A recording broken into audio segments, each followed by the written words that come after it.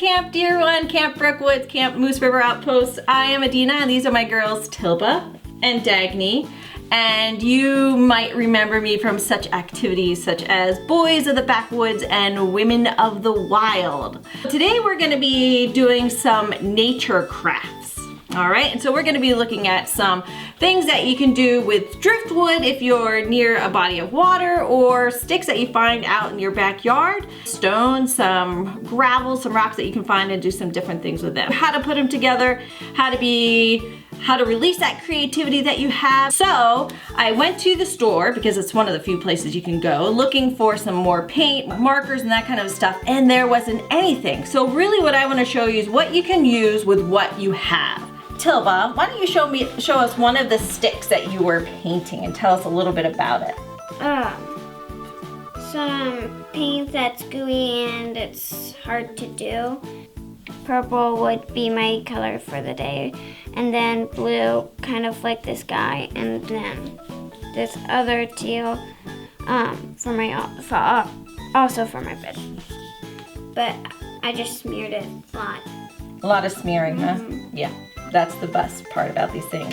You can use really nice paintbrushes, you can use your fingers, you can use even the end of a paintbrush and do some dabs like we did with this one. You can use your broad strokes of your paintbrush to do some broader, different colors, alternating, making sure that they dry in between each one. Or the end of it like so, get some paintbrush on it and just go doot, doot, doot. And then you can get some really fun designs in that. Okay, so another really good one. And again, this is just supplies I happen to have around. This was some thread that I meant to give to somebody and I didn't. So now I have a whole bunch of friendship yarn to work with.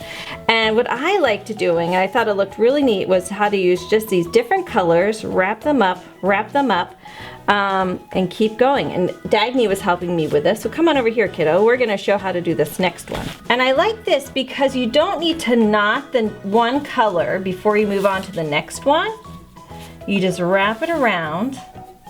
And Dagny has a little bit of a looser way of rotating it around than I did. So you might see how where I started is a little bit tighter, and then as we moved along, it kind of got a little bit looser. So that's really up to what you like looking at, right?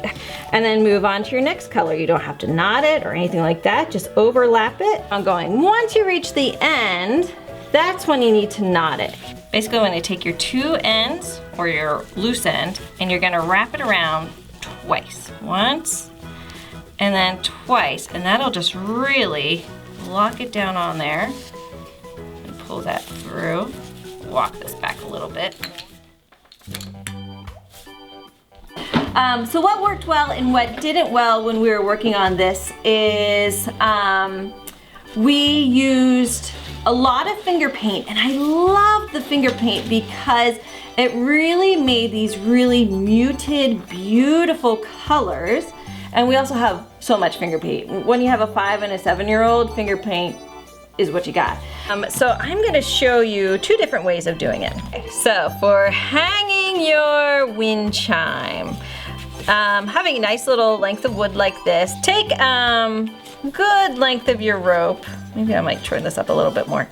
And you're gonna put a bend, or what they call a bite, on the end of it. Go ahead and put that right there. Wrap that backwards.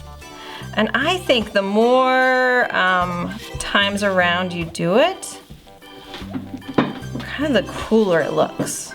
So let's see if I can get one more.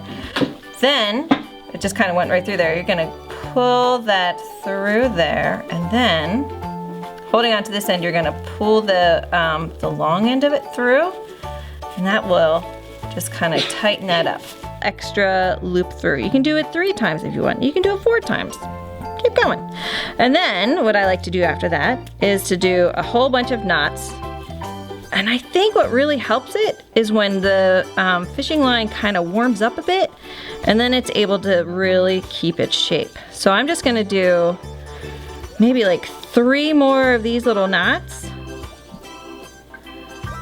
And then holding on to the end that will be attached to the stick, really kind of tugging on it on that end and then pushing everything down.